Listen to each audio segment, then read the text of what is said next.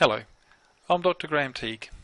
This is a brief video to demonstrate two very simple techniques that you can use now to see if you have spinal imbalances. Now it's these imbalances that cause your pain, whether you have low back pain, sciatica, neck or even upper back pain. Now the first test is very simple. All you're doing is looking at your pelvic height.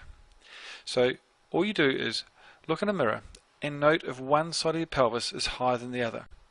Now, there are two landmarks that you can use. The first is what's called the ASIS, which are the bumps on the front of your pelvis, or alternately, you can just place your hands on top of your hips. Now, what you'll note is that one side of your pelvis is higher than the other, and this creates what's called a rotational imbalance.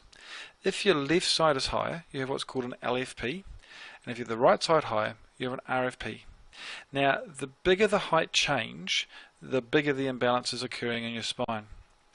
And also you can look at the side view of your posture, and this is what detects what's called a tilt type imbalance, where you can have a sway back where the curve in your low back is a lot greater, or you may have a flattened spine. Now it's the pelvis which is the foundation of your spine, and it's the imbalances that are centered around here that can create pain throughout your spine, causing both muscle as well as joint tension.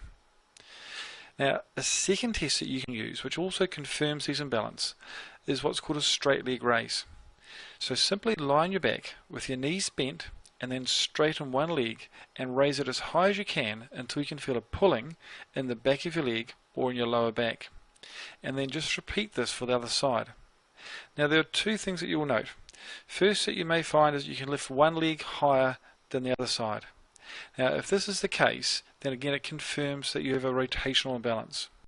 Secondly, people should be able to lift their leg up to almost 90 degrees.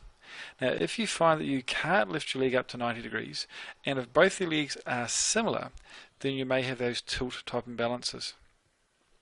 But these two simple tests indicate that there are imbalances in your spine. Now, the greater the change, the more the imbalance.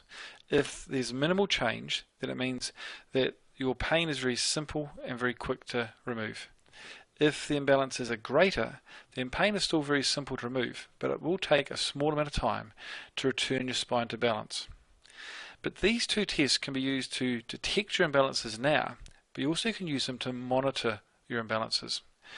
Long-term wise, you can use these same tests to make sure your spine stays in balance, which is important for a long-term future of being